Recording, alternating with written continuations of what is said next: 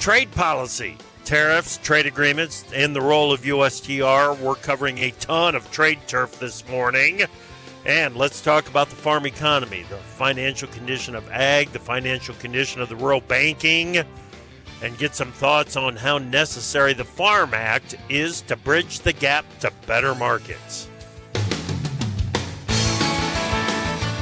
Live, building that bridge via Farm Journal broadcast, this is AgriTalk. This morning we begin with a conversation with former Deputy Assistant U.S. Trade Rep Ron Baumgarten. Then it's Nate Franzén from First Dakota National Bank.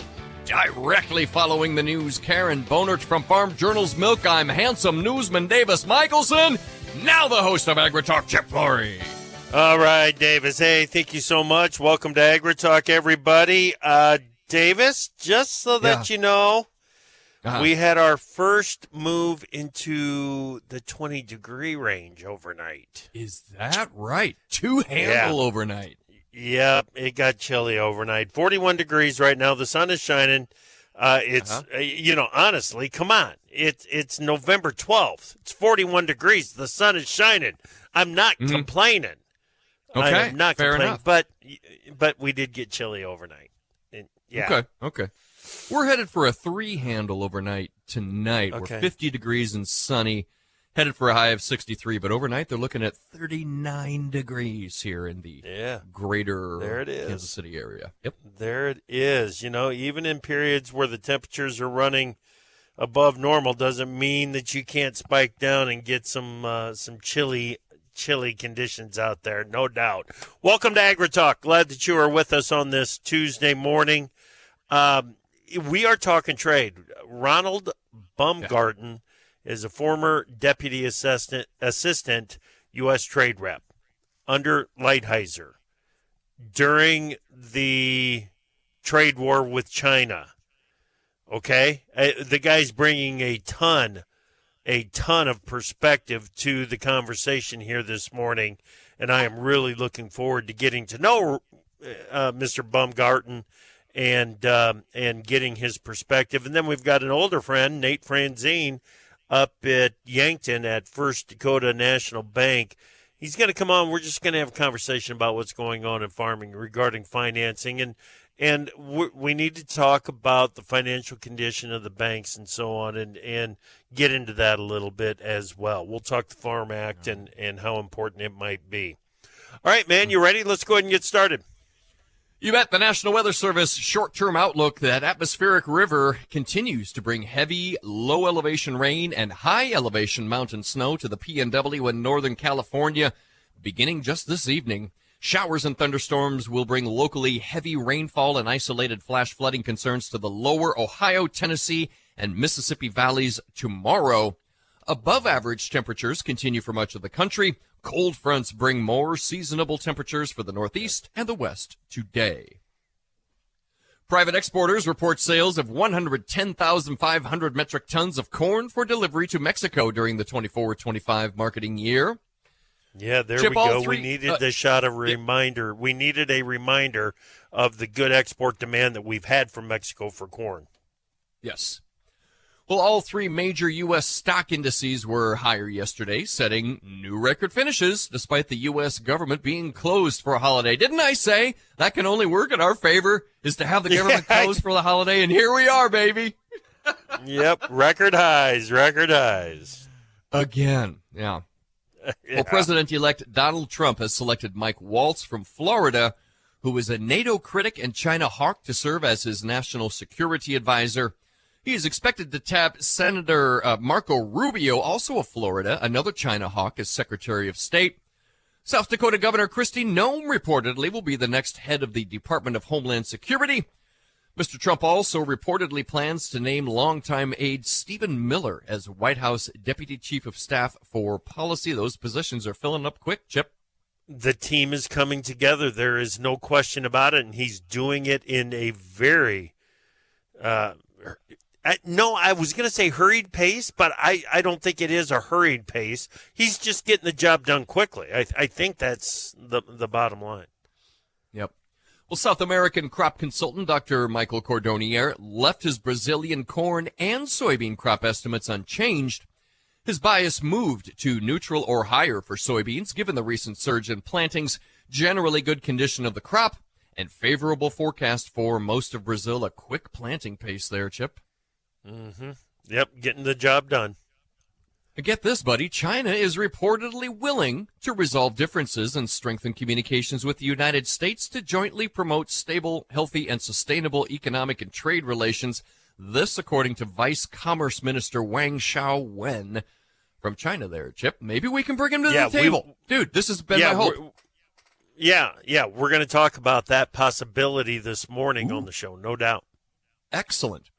Well, Europe will likely buy more U.S. liquefied natural gas during the Trump administration, regardless of price, to minimize the potential for tariffs and to further its pivot away from Russian supplies.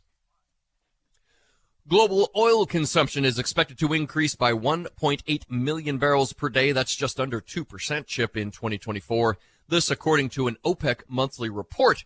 Now, that's 107,000 barrels per day less than previously forecast, amid reduced consumption forecasts for China, India, and Africa.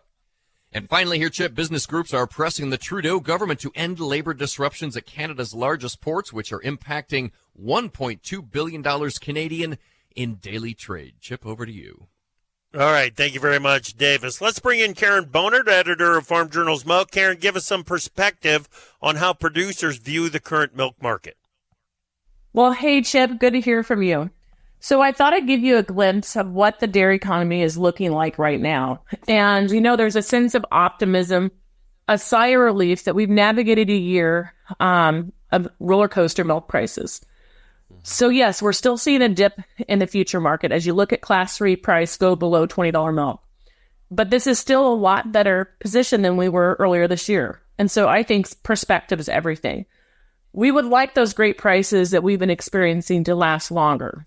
But my guess is that most producers would settle for good prices to last longer than great prices, Chip, to last just a month or two. Yeah. With cow numbers not really expected to grow, I think that this might help us maintain favorable margins that we've been experiencing. And that stability, so to speak, in cow numbers will help production from getting oversaturated and causing prices to drop. We've talked about heifer replacement inventory levels where we're at. They're not high. They're hard to come by, actually. They're expensive. So we don't really see those herds growing by leaps and bounds in the year to come. And so this all should help maintain profit levels to finish out 2024 and to start 2025 on good financial footing. Risk management, real quick. We talk about it a lot. A lot of producers already participate in it, which is a good thing. We have to protect profits any way we can. There's a great article, Chip, on dairyherd.com that talks about risk management when it comes to protecting those high profits with beef on dairy cross calves. So lots to think about it, but gosh, you know what? It feels great to be in mid-November in better position than we started the new year. So that's what I got for you. All right, Karen. Thank you very much. Appreciate that. Yeah, it does feel better.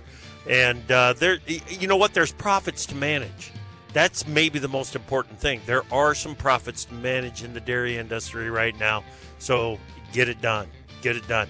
Okay, go to www.dairyherd.com for more perspective from Karen. Coming up next, we've got former Deputy Assistant U.S. Trade Rep Ron Baumgarten here on AgriTalk.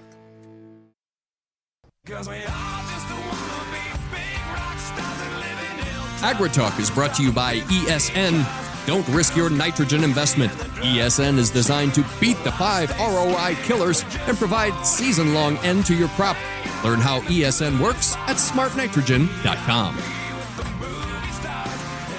Welcome back to AgriTalk. I'm Chip. Glad that you are with us on this Tuesday morning. Okay, Ron Baumgarten, former Deputy Assistant U.S. Trade Representative, is our guest right now. Ron is an of-counsel with law firm Baker Hostetler, and he specializes in international trade law and negotiations, representing clients in anti-dumping, countervailing duty proceedings, USMCA appeals, and agricultural trade market access. Now, I'm going to take just a moment, and I'm going to give you a little more history on Mr. Baumgarten. This is important, so listen up, because I want you to know where his perspective is coming from. From 2018 to 2021, Ron was the Deputy Assistant U.S. Trade Representative for Southeast Asia and the Pacific. And before that, from 2010 to 2018, Ron was in the USTR Office of Agricultural Affairs. He has litigated USTR disputes at the World Trade Organization. He has provided legal and strategic advice to clients on USMCA implementation, Section 301 duties on imports from China. Finally, Ron concluded bilateral agreements with Japan, Malaysia, the Philippines, Singapore, South Africa, Thailand, and Vietnam. With that, Ron Baumgartner, welcome to AgriTalk. How are you? How are you doing? Thanks for having me. Good. Yeah. Okay, Ron, man, thank you for making time. We've got a lot of ground that I want to cover here. Trade was a campaign issue, especially in farm country. Some say that President-elect Trump's tariff talk was just rhetoric. Others are saying it was exactly what he intends to do. Which is closest to the truth? Well, I would say somewhere in between, not to avoid answering the question directly, but essentially the last time around as a model, and I was there at USTR whenever Robert Lighthizer became the trade representative, the administration moved relatively quickly to within the bounds of the authority to take action, particularly against China on those Section 301 duties. But the authorities that the president has are not unlimited. Congress ultimately has authority over international trade. And the way that the president does trade negotiations and impacts tariffs is through delegations of authority. And so President Trump will have to find the authorities to actually impose the tariffs. And it's not easy to do across the board. But there are mechanisms like the 301 that I just mentioned, or what is known as Section 232 dealing with aluminum and steel tariffs the last time around. It's a national security provision that allows presidents to take action on imports in that area, and it's pretty broadly defined. And there's a few other authorities, too, that we can get into. But it's not going to be hitting the ground running and being able to do all of that at one time. So it will take a bit to see how it fully plays out. Well, he's brought some experience, or is bringing some experience back in with Robert Lighthizer at USTR. What do you make of that reappointment? Well, I wasn't sure if that would happen or not, but I knew that he was still in contact with the ex-president over the last 4 years. And, it's funny because if you look at Ambassador Lighthizer, he survived all 4 years. He had a good relationship with President Trump, and I can, say for a fact that they were at the table whenever there were, negotiations going on, whether it be the USMCA or anything else along those lines. So it's good from that standpoint. But he does have the experience, like you said, and anybody that comes in with him too will also. But on the flip side, and you might be asking about the retaliatory issue that could face U.S. ag exports, and that is the downside of the tariff approach for agriculture. On the other side, Ambassador Greg Dowd, when he was at USTR, was aggressive. There was an aggressive posture to open up foreign markets to U.S. ag, and that approach will reemerge again. And I think that ag will have a bit of an ally in the administration. Okay, which brings us to this. What's the goal here? Is the goal to threaten tariffs as leverage to get a trade deal?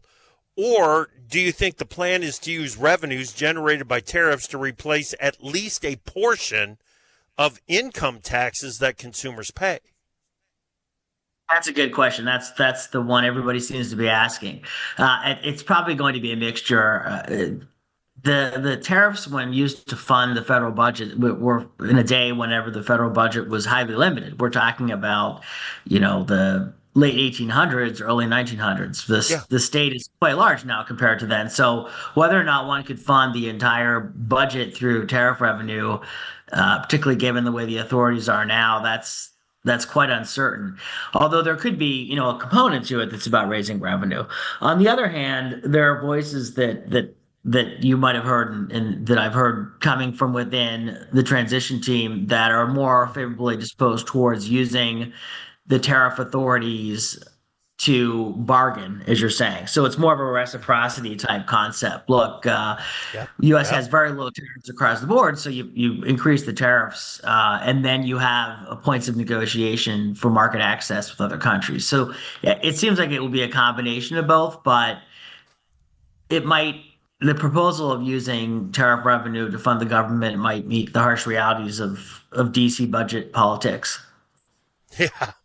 Exactly. Okay, timeline on this. And I know that you said that it takes support from Congress to get these done, but what is the probability the U.S. will issue new tariffs on China within, say, the first 90 days of Trump's next term?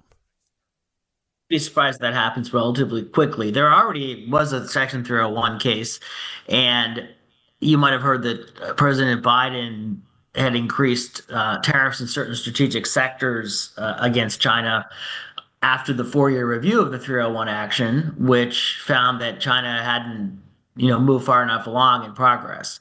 So there is that authority that's already there, and there might be ones under the International Emergency Economic Powers Act, it's called, which is pretty sweeping. And so I'm sure they're putting together plans now for ways to maneuver into a position where they are able to go after China.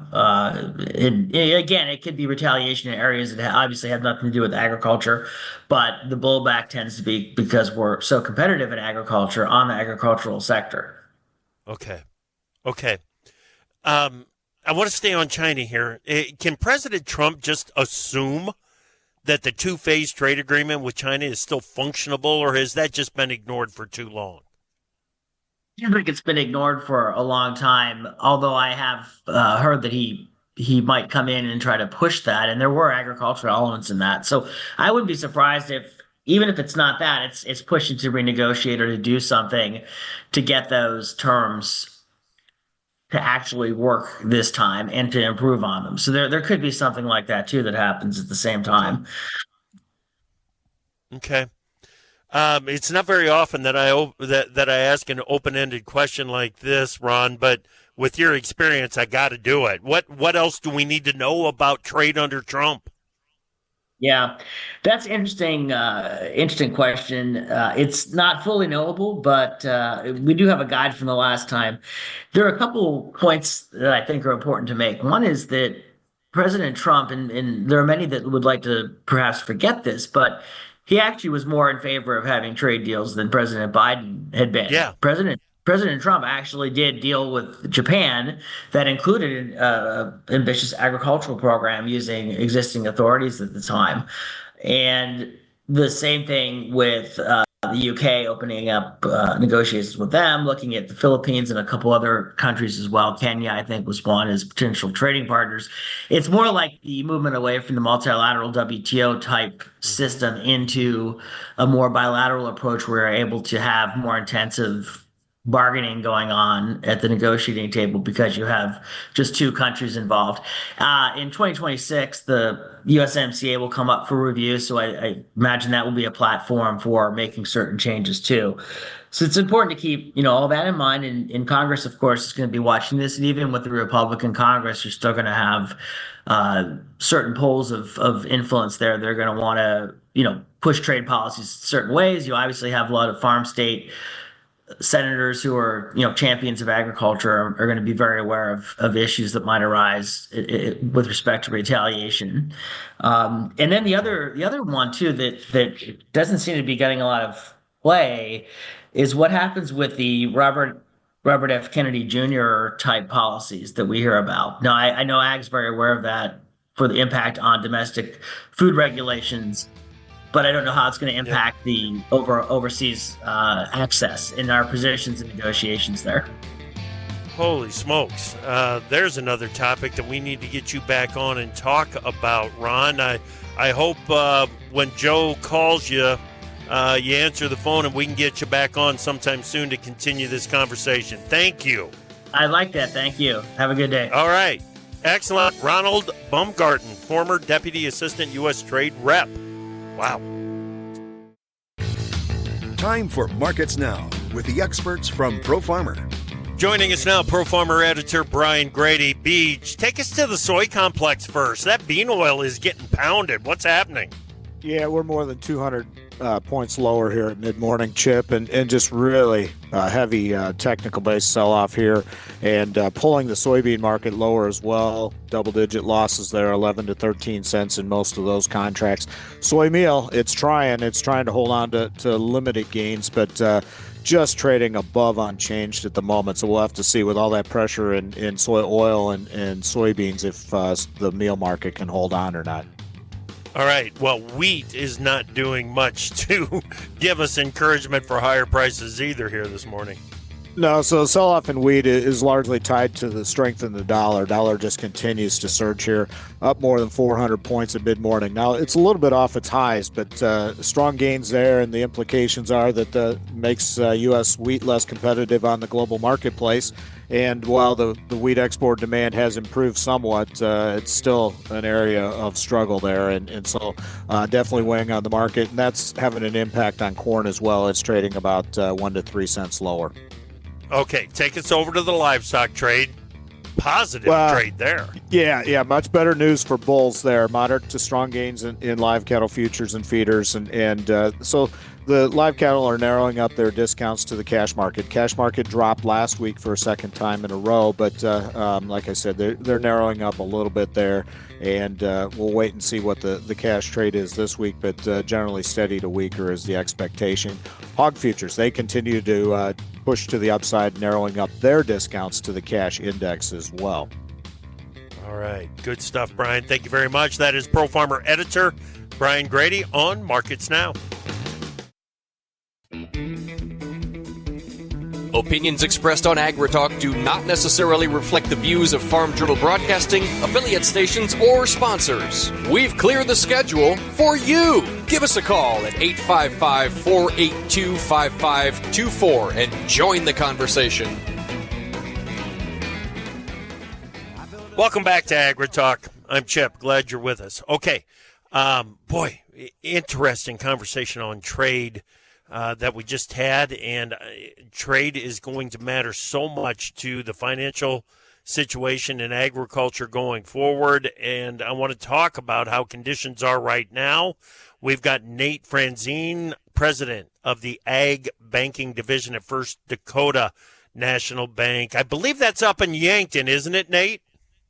You bet. We're headquartered in Yankton, Chip, Yep. but certainly serve most of South Dakota and corners of the surrounding states as well. Gotcha. How'd things wrap up there in South Dakota? Interesting year as always. From a crop perspective, I think we'd say corn was average to above and beans were probably average to below, depending on where you were. We caught a major rain event early that had some drowned out spots too for certain producers. So it was, like always, there's a lot of variability, but generally I think things went fairly well. Okay. All right. Very good. Okay, Nate, this downturn in the ag economy, it's been anticipated. It's been talked about a lot. How tight or how tough are financial conditions out there? Help us understand it. Yeah, it's complicated, Chip, right? It's we're in a very diverse ag economy, and so what I mean by that is, if you're in the dairy business today, things aren't too bad. Things are pretty good. If you're in the beef business, certainly the beef markets remain very strong, and so there's still some good profitability there.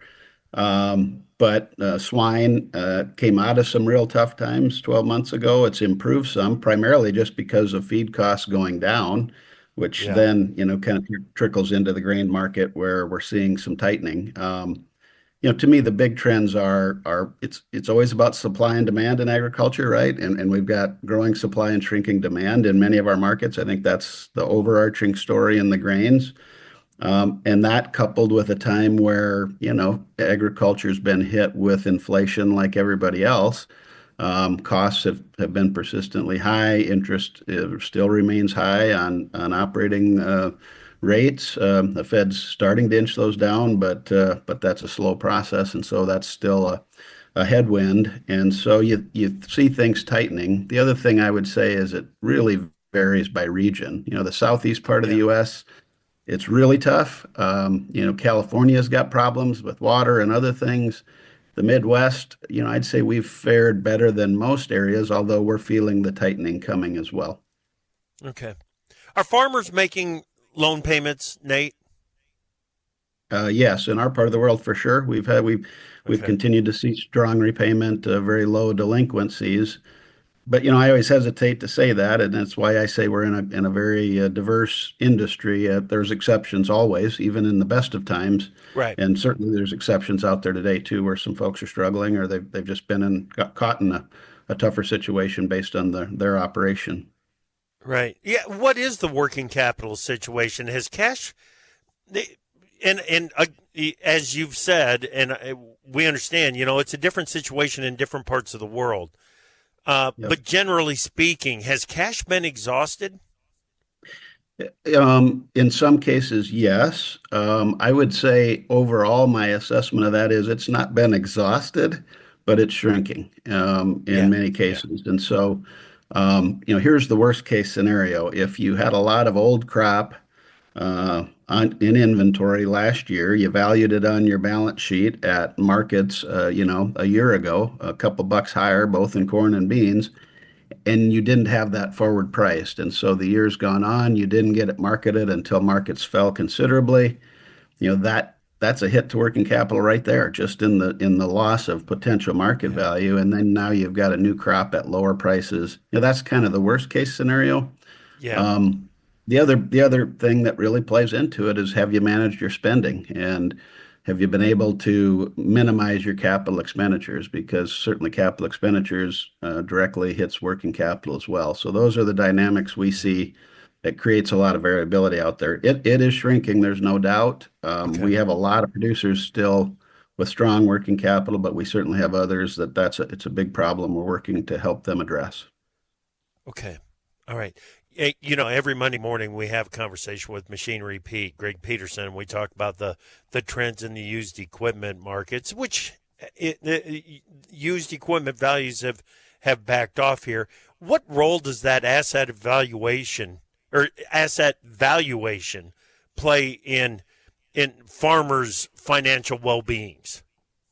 It's certainly a factor. It's absolutely a factor, because one of the things you can do to help improve your working capital is to liquidate, underutilized assets, right? And sometimes in the good times, we over mechanize, we buy equipment, helps us avoid some taxes, we do some things, and then all of a sudden we start to feel this working capital squeeze. And now, what do we do about it? Well, you can get rid of some of those assets if they're underutilized.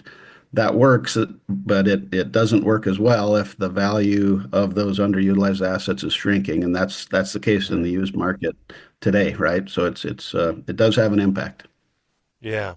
Yeah. No doubt. No doubt. Okay. The Farmer Assistance and Revenue Mitigation Act, Farm Act. They're so clever when it comes to this stuff, aren't they, Nate? The Farm Act of 2024. How important do you think this financial aid might be? So, I think here's how I would answer that, Chip. And this applies to business everywhere, not just agriculture. In business, we crave and we desire predictability, right? If we know the rules to the game, then we can make decisions for our business to help move us forward. And I think that's the most important thing here, right? Farm Bill provides certainty. We know the rules of the game, and then we can operate and make decisions accordingly. So, the longer those things are up in the air and undecided, the more uncertainty it creates, and it creates that uncertainty in a market that's already very volatile and has a lot of uncertainty. So that's my overarching response to that is, it's important just to provide certainty to agriculture on what's out there and what they can count on and what they can't. Yeah, yeah. And, I've said this on the show before, and it's not an insignificant amount of money that we're talking about. I mean, the Farm Act, it as proposed, would be about $100 per acre for corn, $80 per acre on wheat, and $50 per acre on soybeans, with, as I understand it, a relatively easy sign up and everything. I mean, this is substantial aid that we're talking about, isn't it? Yeah, it is. And one of the challenges, not just in ag, but for our country as a whole is, how do we balance having a reasonable safety net in place for agriculture, right? The source of our cheap, affordable food, a reliable, high quality food. And I realize we've had inflation there too, but it's still very affordable compared to most places in the world. How do we keep that in place? But recognize our national debt keeps climbing, and we can't just keep shoveling money out the door either. So there's a real right. There's a real challenging discussion to happen even more broadly than the Farm Act there. Yeah. Yep. Good perspective. Good perspective, Nate. Here's another thing that I've said many times on AgriTalk. Farm crisis in the 80s became a crisis when it became a rural banking crisis, a savings and loan crisis. What's the condition of the rural banking system? What are you hearing from your peers out there? Yeah, I'm actually, as we speak, in Milwaukee at the National Ag Bankers Conference. So over the next few days, we're talking about those kinds of things even more. I think in general, especially in the Midwest, things are fine, although, the concern is rising a little bit with this tighter margin environment we're talking about. The real answer to that question is how long are we in this tight margin environment? If it's a 1 or 2 year blip and things recover, I certainly don't think it'll be very problematic for banks as a whole. If it persists for a longer period of time, no doubt there will be some banks impacted significantly and more significantly than others. Small rural banks that are very heavy ag with very little other diversity are probably the ones most exposed and with most risk relative to the farm economy specifically. But the banks have dealt with a lot in the last few years with the rapid rise in rates and just a lot of the uncertainty around the inflation and interest rate environment, and then coupled with economic turbulence with their customers, that can create a challenging scenario for some. Yeah. Real interest rates, not the Fed interest rates. Real interest rates have gone up since the Fed started cutting rates. Is that a trend that's likely to continue, Nate? Yeah, it's a great question.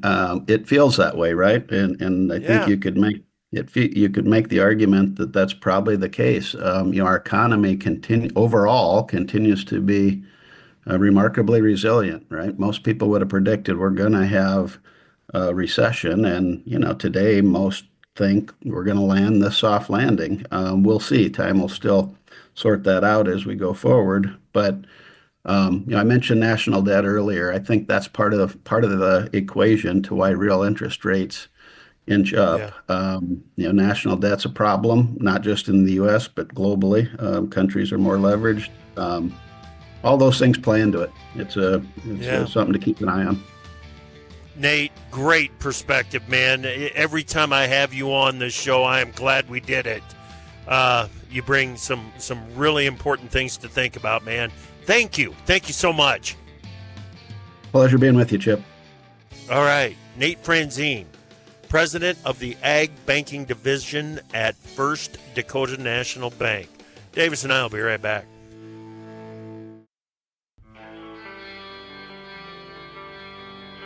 AgriTalk is brought to you by Atticus, providing battle-tested chemistries you know and trust. Welcome back to AgriTalk, everybody. Your pal Davis Michelson. I'm looking through my notes here. Chip Flory. There was smokes. There was some meat on the bone in that show. There is a little bit, yeah. No or doubt. shall we say milk in the glass, cheese in the fridge, huh?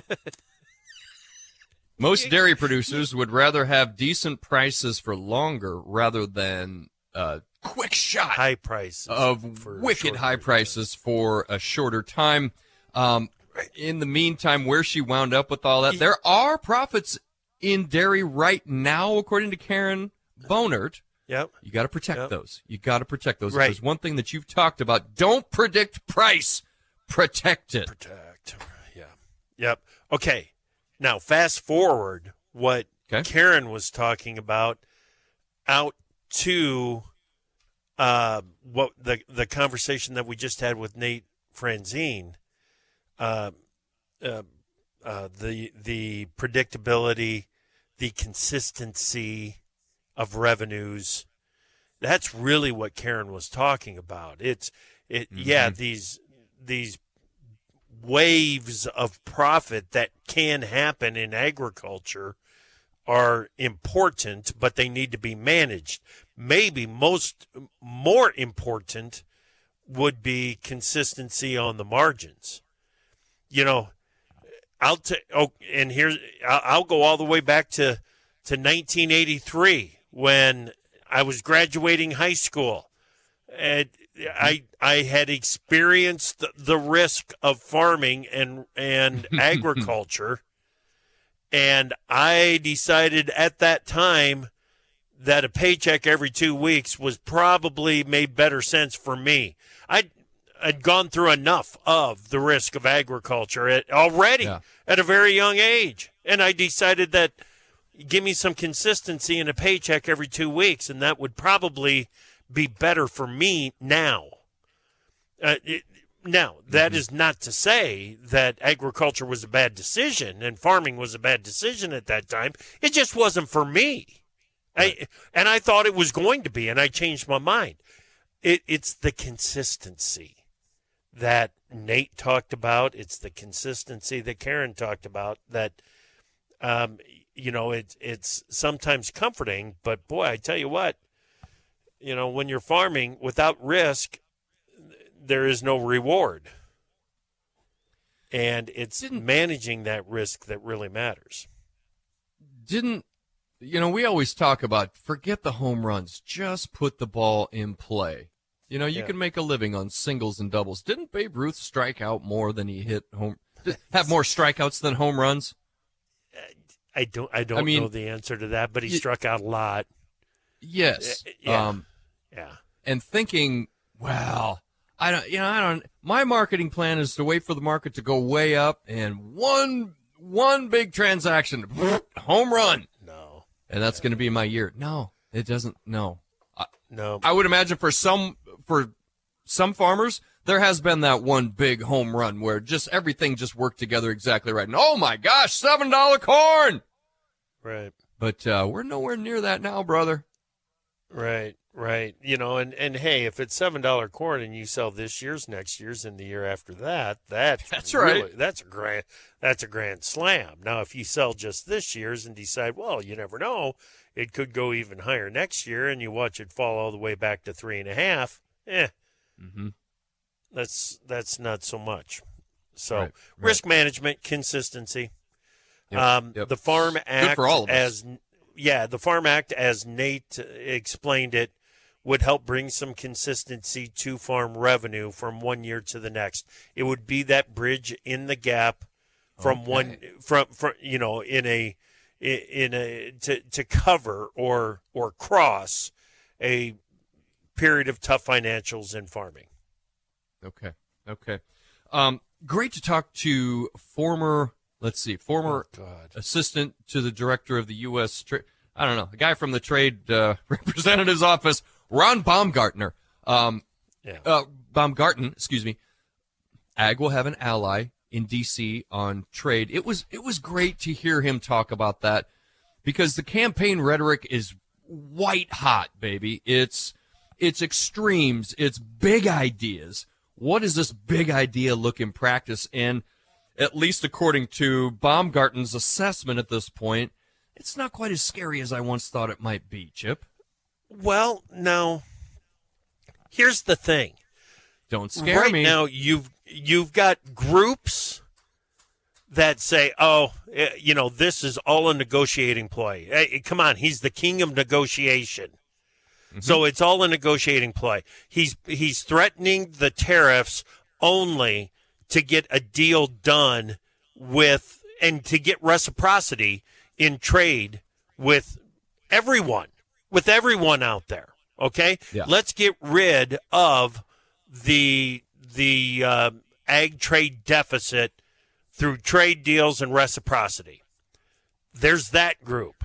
There's another group that is saying he's going to get rid of the income tax.